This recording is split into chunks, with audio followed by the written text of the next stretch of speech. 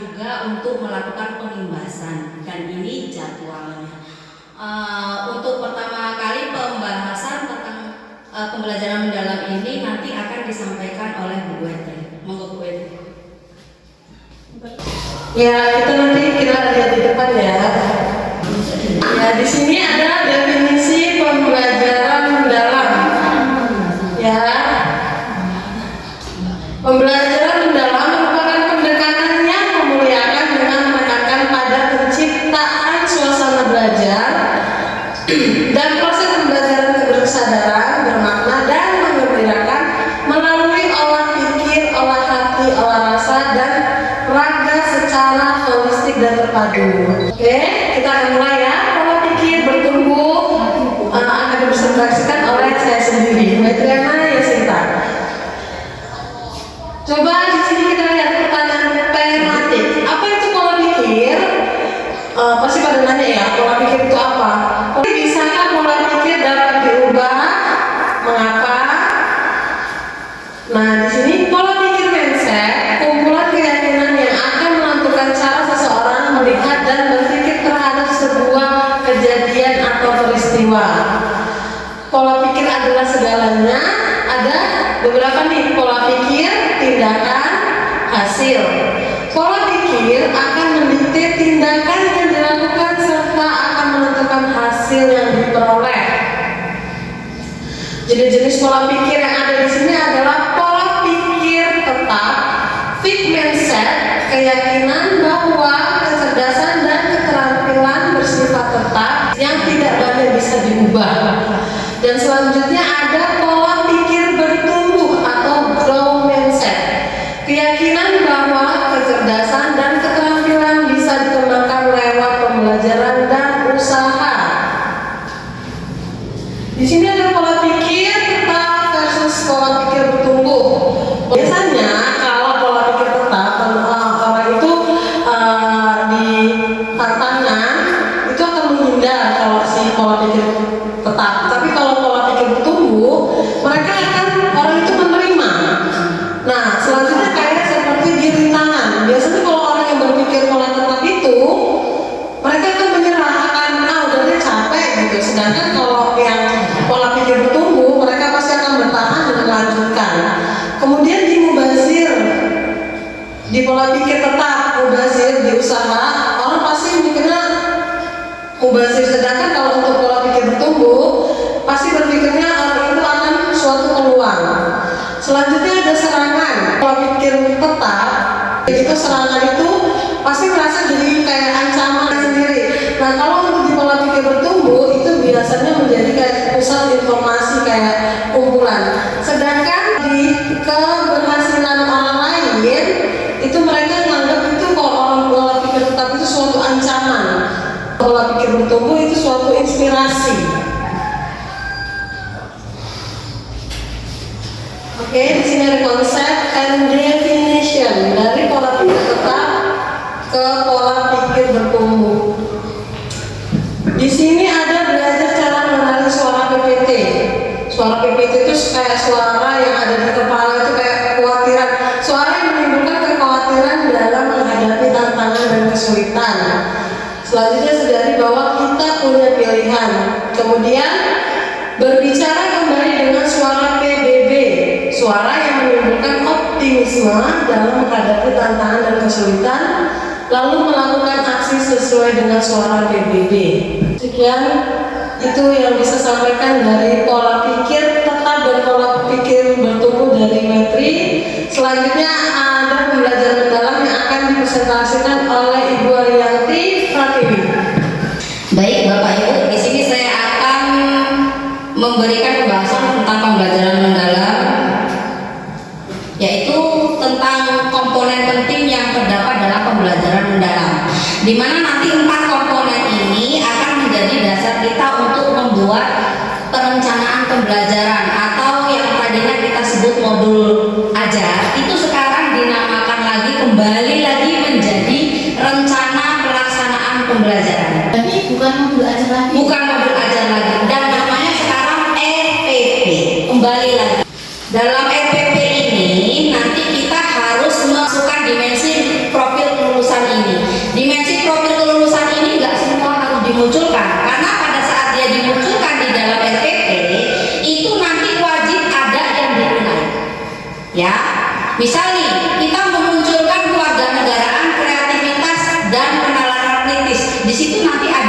menilai apakah anak itu nanti dari segi kritisnya itu sangat baik, belum baik, atau baik gitu. Seperti itu ya. Jadi nggak sembarang.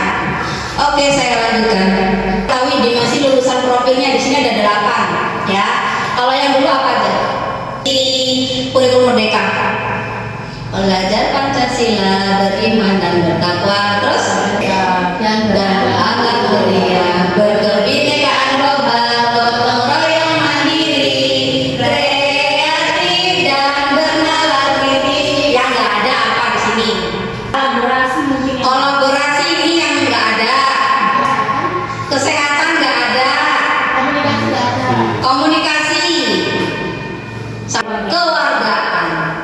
Keluargaan itu gantinya dengan berkebinekaan global. Jadi berkebinekaan global diganti dengan keluargaan.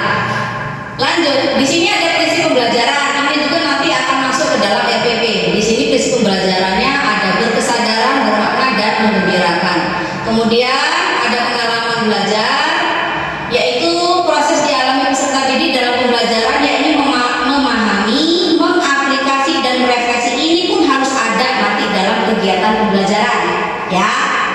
Kemudian kerangka pembelajarannya itu panduan sistematis dalam menyusun desain pembelajarannya. Ini ada 4: praktek pedagogis, kemitraan pembelajaran, lingkungan pembelajaran, dan pemanfaatan digital.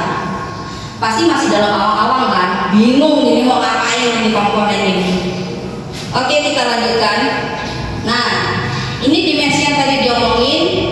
PP kita itu masih harus ada yang namanya prinsip pembelajaran mendalam. Di situ harus tertuang adanya berkesadaran, bermakna dan menggembirakan. Di mana berkesadaran itu merupakan kenyamanan peserta didik dalam belajar fokus, konsentrasi, perhatian, berkesadaran, kesempatan peserta didik untuk menentukan pilihan dan memiliki alasan atas pilihannya, keterlibatan peserta didik dalam mengembangkan strategi pembelajaran, keterbukaan terhadap perspektif baru, keingetahuan terhadap pengetahuan dan pengalaman baru. Biasanya ada di mana di berkesadaran? Kalau dalam LPP, menurut Bapak Ibu sekalian, ada di mana? Ada yang tahu nggak? Masih ngeblank? Ini ada di pertanyaan pemantik. Kemudian bermakna, ini juga bisa ada di pertanyaan pemantik juga, ataupun langsung pas mau masuk ke materi. Ya, menggembirakan itu gimana caranya guru itu memberikan suatu kenyamanan agar si anak itu fokus, konsentrasi, memperhatikan pada saat guru itu menjelaskan. Ya. Oke, lanjut pengalaman belajarnya. Pengalaman belajarnya ini ada 3: memahami, mengaplikasi, dan merefleksi. Kalau dulu kan pengalaman belajar kita ini ya. Nah ini dari taksonomi Bloom. Iya kan? Dari awal anak-anak disuruh mengingat, setelah itu baru memahami, baru menganalisis, benar nggak? Ya. Baru dia mengevaluasi dan menciptakan. Nah, di pembelajaran mendalam kita itu menggunakan taksonomi Solo. Nah, memahami ini letaknya di sini. Nah, taksonomi Solo di uni struktural, multistruktural. Di sini dia mengingat kembali sama dengan ini. Kemudian dia memiliki banyak ide. Jadi kalau memiliki banyak ide itu letaknya di memahami. Kemudian aplikasikan itu menghubungkan ide-ide. Kalau di sini menganalisis. Nah, di PM pembelajaran mendalam, merefleksi itu memperluas dan menerapkan ide. Sedangkan di sini mengevaluasi ataupun menciptakan. Kerangka pembelajarannya. Kerangka pembelajaran ini pun harus ada dalam RPP. Jadi 4 komponen penting itu memang benar-benar harus ada, harus mencakup di sana. Yang pertama, praktek pedagogik. Praktek pedagogik berbasis inquiry, bisa berupa STEAM, bisa berupa proyek, bisa berupa kolaboratif, diskusi, peta konsep, kerja kelompok, dan lain-lain. Kemudian lingkungan belajar. Ini lingkungan belajar ada 3: budaya belajar, apakah berupa optimalisasi ruang fisik, kemudian apakah pemanfaatan ruang virtual. Pemanfaatan ruang virtual itu kayak sejenis untuk interaksi, transfer ilmu, penilaian pembelajaran tanpa keterbatasan ruang fisik, seperti desain pembelajaran daring. Lanjut, yang kedua, kemitraan pembelajaran. Nah, maksud dari kemitraan pembelajaran ini dalam proses pembelajaran kita itu apakah kita sendirian? Enggak kan? Yang kita ikut campur adukan itu siapa aja kira-kira? Sekolah. Ada kepala sekolah, ada pengawas, ada guru dan peserta didik atau dan yang lain dari luar. Nah, pada saat kita melakukan pembelajaran, misalnya kalau kita mau melakukan metode pembelajaran mendalam dengan menggunakan PBL, ya kan? Yang terlibat dalam proses pembelajaran itu kira-kira apa saja? Guru, terus peserta didik, ya kan? Nah, jadi kalau misalnya nih, kalau yang terlibat itu di situ guru, peserta didik, jadi contoh ruang kemitraannya tetap di luar sekolah ya. Jadi kalau misalnya ruang kemitraannya sudah di luar sekolah itu sudah meliputi dunia usaha, dunia industri, dunia kerja, media dan lain-lain. Berarti sudah termasuk dalam proyek, kalau bahasa saya proyek. Nah, ini kalau masyarakat, lingkungan masyarakat itu sudah kita dalam pembelajaran sudah melibatkan orang tua ataupun komunitas ataupun tokoh masyarakat, organisasi keagamaan dan lain-lain. Komite masuk, komite ini masuk ke dalam sini masyarakat, ya, komite masuk. Kemudian yang keempat, pemanfaatan digital. Nah, di sini pemanfaatan digital itu ada perencanaan pembelajaran, yaitu merancang dan mengelola kelas digital, memanajemen perencanaan pembelajaran yang berbasis proyek dan bahan ajar visual dan infografis, serta pembuatan konten interaktif seperti kuis, simulasi, pemanfaatan kecerdasan dan lain-lain. Itu pemanfaatan digital yang boleh dipakai perencanaan itu dalam pembuatan kuis, simulasi dan lain-lain. Kemudian dalam pelaksanaan pembelajaran, pemanfaatan digital bisa digunakan dengan kita membuat misalnya video edukasi, kemudian sumber belajarnya, atau kemudian perpustakaan digitalnya, atau pemanfaatan kecerdasan artifisial dan lain-lain, masih banyak lagi sumber lainnya. Kemudian yang ketiga itu asesmen pembelajaran. Nah, pemanfaatan digitalnya letaknya di mana? Nih, dievaluasi kualitas tulisan, teks formatif berbasis interaktif, pemanfaatan kecerdasan AI, pengelolaan portofolio digital, tes atau pembuatan tes otomatis dan lain-lain. Selanjutnya ada pertanyaan nggak dari sini? Apa masih ngeblank? Meraba, Masih meraba ya? Oke, kita lanjutkan ya. Nah, kita masuk sekarang ke RPP-nya, di mana tadi 4 komponen penting tadi harus masuk ke dalam RPP itu. Letaknya di mana-mana aja sih? Ayo kita lihat. Nih, RPP-nya komponennya ada 4. Pertama identifikasi, yang kedua ngedesain pembelajaran, yang ketiga pengalaman belajar, yang keempat asesmen. Nah, di identifikasi ini ada 3 tahap. Yang pertama mengidentifikasi kesiapan murid, di mana mengidentifikasi kesiapan murid itu yang pertama kita lakukan yaitu menganalisis pengetahuan awal. Ada yang tahu nggak menganalisis pengetahuan awal itu kayak mana? tes diagnosis. Benar. Jadi iya, jadi kita ngelakuin tes diagnostik boleh atau tes di awal pembelajaran boleh. Oke, terus yang kedua observasi dan refleksi, itu mengidentifikasi kesiapan murid juga.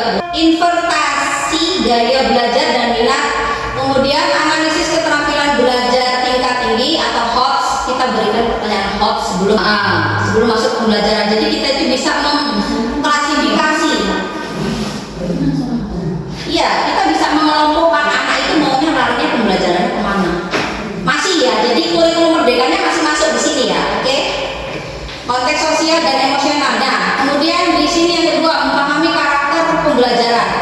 Yang kedua memahami karakter pembelajaran, yaitu di sini kita Menganalisis sifat.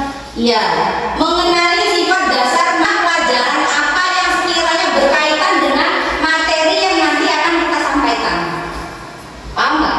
Jadi misalnya kita materinya IPA tentang bagian tumbuh-tumbuhan, ya.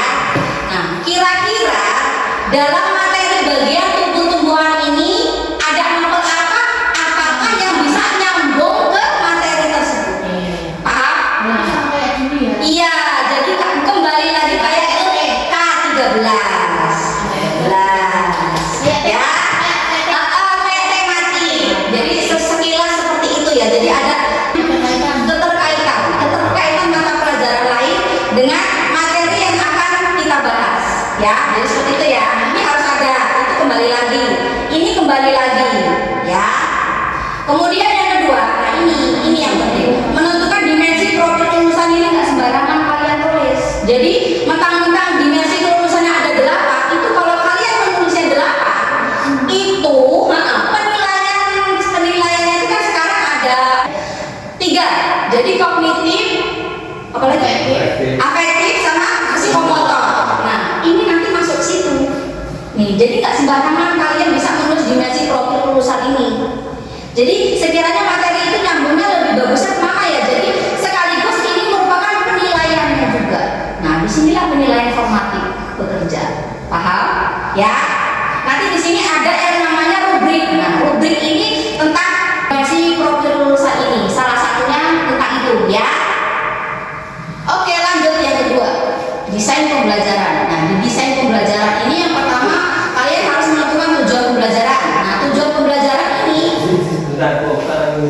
oke. Berarti ketika kita memasukkan dimensi profil kelulusan itu kita juga harus mencantumkan asesmen Iya. yang Benar. sesuai dengan dimensi itu. Iya. Jadi dimensi ini dicantumkan nanti dengan asesmennya, rubriknya. Bahasa kita itu sih. Enggak. Kalau kalian memasukkan dimensi profil kelulusan ini 8-8-nya, berarti rubrik soal di dalam rubriknya harus 8 menyangkut ini. Ya. Paham ya? Dimensi pembelajaran. Nah, dimensi pembelajaran ini yang pertama menentukan tujuan pembelajaran. Itu ada 2 poin yang penting.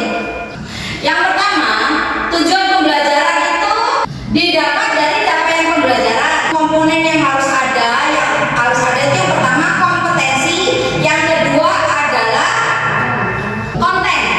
Jadi di situ tertera kompetensinya dan kontennya kalau mau menentukan tujuan pembelajaran.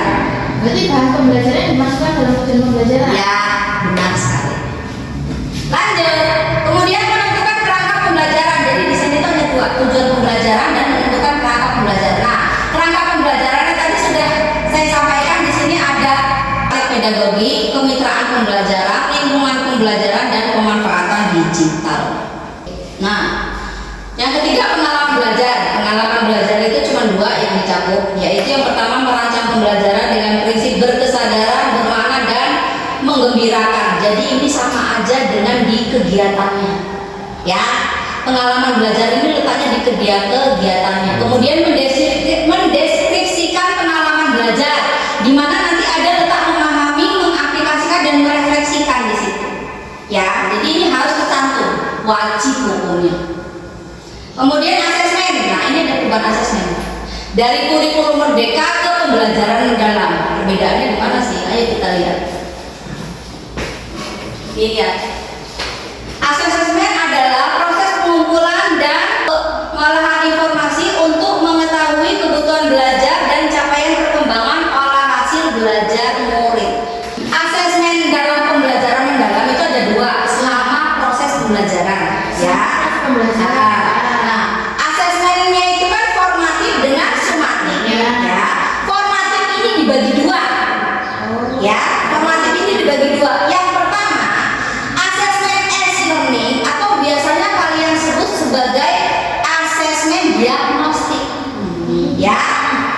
Nah, yang kedua adalah asesmen for learning atau asesmen pada saat pembelajaran. Bedanya di sini formatif dengan sumatif letak pada tujuan penilaiannya.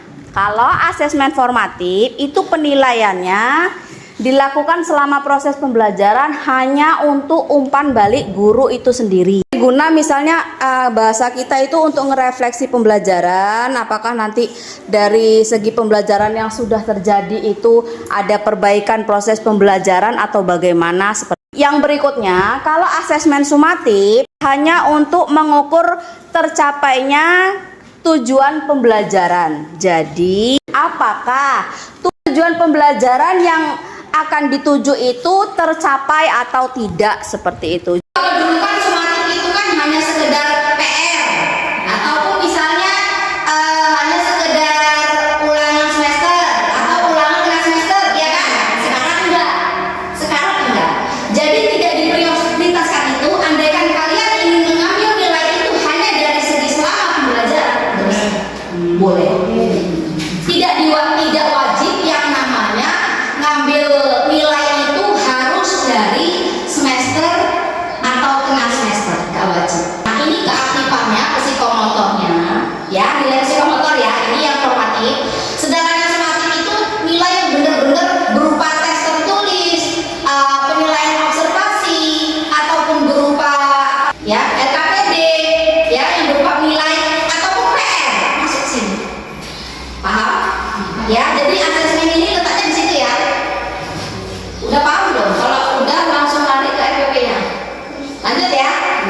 biar lebih matang lagi. Nah, kelihatan nggak? Oke, ini contoh RPP yang saya buat. Topiknya itu bagian tumbuh-tumbuhan kelas 4 semester 1. Peserta didik alokasinya 2 JP, 2 jam pelajaran. Nah, ini peserta didiknya, ini yang tadi saya bilang. Ini saya turunin ya, kayak mana sih? Ini saya turunin. Nah, jumlah peserta didiknya 13 siswa. Karakter umumnya, nah ini karakter umumnya. Apakah anak itu beragam kemampuan akademisnya, atau ada yang memiliki gaya belajar kinestetik dan visual. Kemudian di situ ada kebutuhan khusus. Ada satu peserta didik dengan kesulitan berbicara. Nah, di kelas saya ini kan ada ya, alhamdulillah. Jadi masuk ke situ. Jadi kalian itu membahas tentang peserta didik kalian itu seperti apa. Lanjut. Udah ya. Nah, dimensi profil kelulusan yang saya ambil itu ada 4. Yang pertama bernalar kritis, kolaborasi, kemandirian, dan komunikasi. Nah, ini CP-nya. Nih, CP-nya.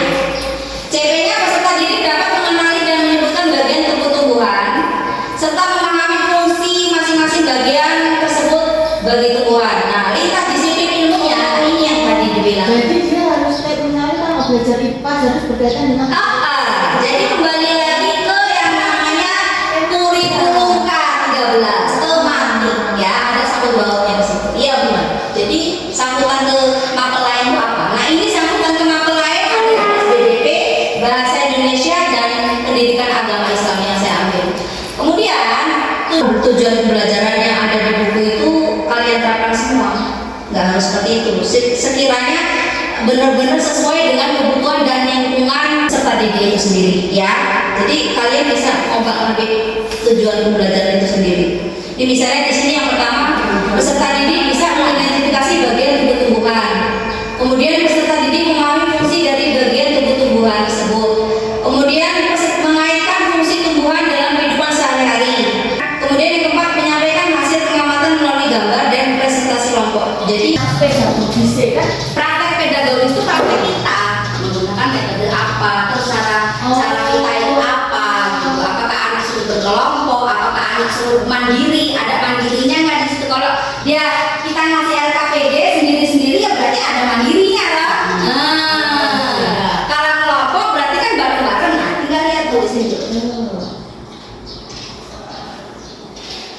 Jadi tahap-tahap kita dalam metode pembelajaran itu benar-benar ditulis. Oh, dulu kan kita metode pembelajaran. Iya, sudah. Sekarang ini dijabarin. Berarti kayak sintaknya ditulis. Iya, jadi sama aja sintak dari PBL itu sendiri ditulis. Ya, benar. Dia berarti harus ditulis. Iya, tapi nah setiap guru FPP itu beda-beda. Nggak bisa pakai saya, jadi mereka itu beragam. Jadi ini saya ngambil yang semuanya masuk aja. Nanti kalau misalnya ada dari 4 komponen itu ada yang nggak masuk, kamu orang bilang ke saya, jadi saya tahu letaknya di mana yang belum, gitu ya. Praktek pedagogi, praktek kita. Jadi kan nomor kita ya. Iya. Kita Sintak-sintaknya kita, benar. Kira-kira mau ngapain itu anak setelah itu? Nah, ini kemitraannya, tuh lihat kemitraannya. Kemitraan pembelajarannya itu harus ada tulisannya. Jadi manfaatkan hubungan di halaman sekolah sebagai media ya. Jadi yang kemitraan siapa aja itu? Pada saat memanfaatkan hubungan di halaman sekolah sebagai media observasi apa aja sih? Siapa aja sudah? Guru sama anak kan? Tidak. Jadi kemitraannya sekolah di dalam sekolah nggak sama siapa. Jadi di situ kelihatan kemitraannya. Tapi kemitraan juga dimasukkan ya dalam. Iya, wajib hukumnya. Oh begitu. Jadi, Tapi yang pedagogi kita cuma di kelas. iya tetap ada. Kalau di kelas ada siapa aja? Ya guru sama iya. Berarti kan di dalam sekolah kalau kemitraannya. Berarti Itu kan untuk belajar itu masuk ke masuk ke kemitraan nggak? Bisa kita memanfaatkan buku itu masuk ke kemitraan juga. bukan kemitraan, itu pemanfaatan digital.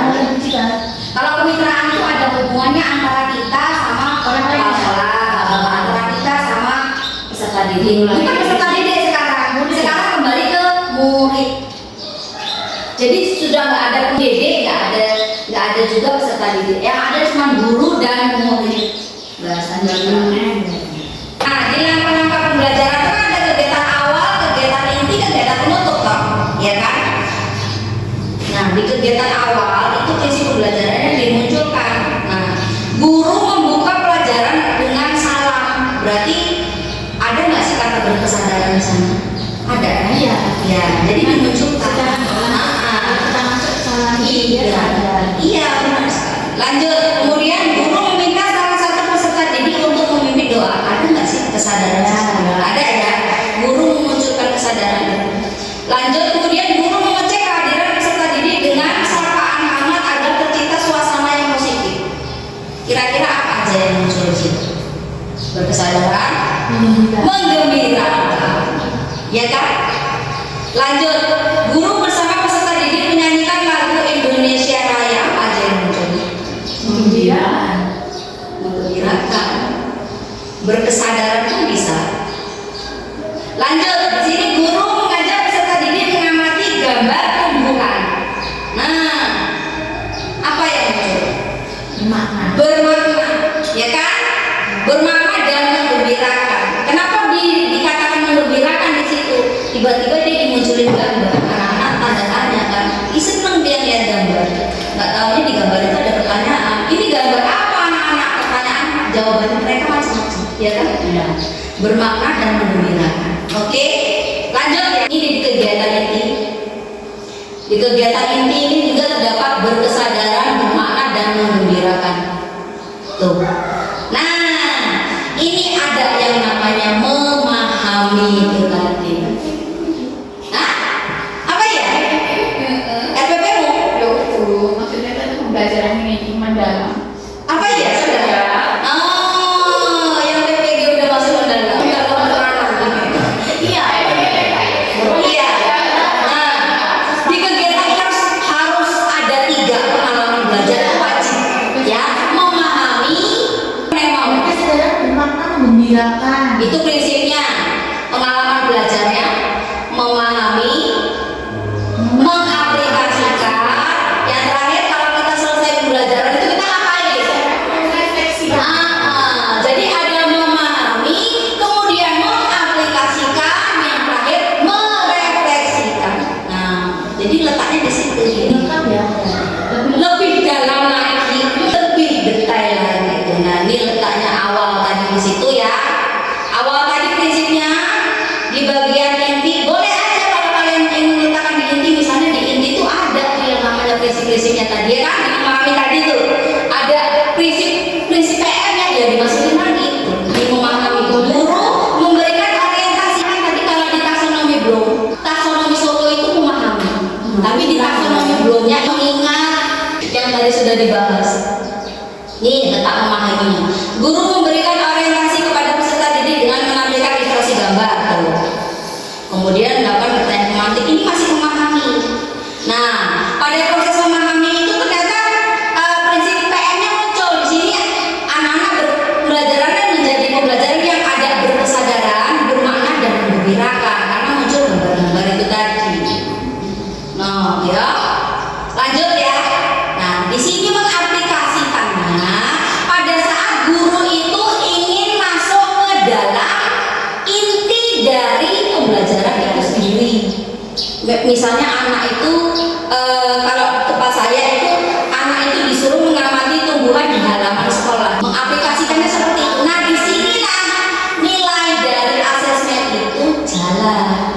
Anak itu kalau pas kerja kelompok rubriknya itu tuh. Iki nilai papa apa telu posisi papa itu berarti aktif ini tadi. Nah, profil tadi itu tadi ya masukin. Paham ya? Jadi nggak hanya profil itu aja rubrik itu. Bisa aja yang dari materi yang kalian buat. Jadi materi yang kalian buat itu lembarnya berupa lembar observasi. Kan bisa kan seperti itu. Nggak hanya langsung LKPD, ya kan? Nah, bisa juga seperti itu. Jadi dalam sekali pembelajaran kalian itu langsung mendapatkan 2 nilai. Yang pertama nilai formatif, yang kedua nilai sumatif. Terus guru membagikan LKPD, kemudian peserta didik melakukan pengamatan gaul bunga dan lain-lain. Kemudian peserta didik menuliskan hasil pengamatan dan mendiskusikannya. Lalu peserta didik menggambar dan membuat label bagian tubuh-tubuhan. Yang ke-16, peserta didik mempresentasikan hasil kerja kelompoknya. Nah, refleksinya letaknya di penutup. Tuh. Nah, kenapa saya letakkan di penutup? Yang pertama di sini guru menyimpulkan materi, kemudian guru merefleksikan hasil pembelajaran kepada anak-anak, ya kan? Dan juga guru merefleksikan hasil pembelajaran yang telah terjadi itu ke diri dia sendiri atau ke rekan sejawat atas pembelajaran yang telah terjadi, ya kan? Lalu adanya timbal balik itu tadi, ya kan? Kemudian selanjutnya di sini ada guru melakukan tindak lanjut. Kalau mau tindak lanjut tadi itu yaitu tadi guru memberikan PR. Nah, itu berupa nilai bisa masuk ke sumatif. Ya. Jadi sumatifnya itu nggak hanya sekedar ulangan harian atau ulangan semesteran atau ulangan tengah semester, bukan seperti itu. Lanjut, asesmen pembelajarannya. Ini secara tidak langsung asesmen di S-nya ini sudah saya buat yang di awal tadi. Pertanyaan tematik. Nih asesmennya. Kemudian pada proses pembelajarannya nih asesmen 1 ini tadi nih anak suruh ngerjain soal. Tuh. Nih. Nah, ini contoh dari dimensi kelulusannya. Nih. Dicermati baik-baik. Kalau ada yang bingung ngomong. Dimensi profil lulusannya, aspek yang dinilai. Nah, ini bernalar kritis pada saat menjelaskan fungsi bagian tubuh-tumbuhan, apakah nilainya sangat baik, cukup atau kurang. Tuh, ini letaknya.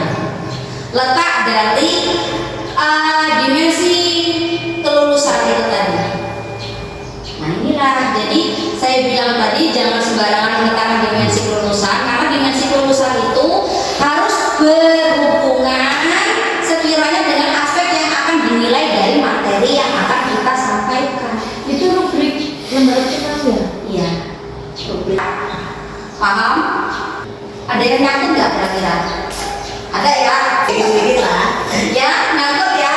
Nah, skornya 4 baik. 4 sangat baik, yaitu kalau gambarnya sangat rapi, lengkap, akar, batang, daun, berwarna. Kemudian semua bagian diberi label dengan tepat. Nah, ini gambarnya ini tadi. Ini loh. Gambar ini dia orang ngasih label.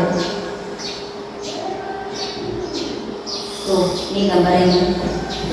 Nah, gambar ini dia orang ngasih label.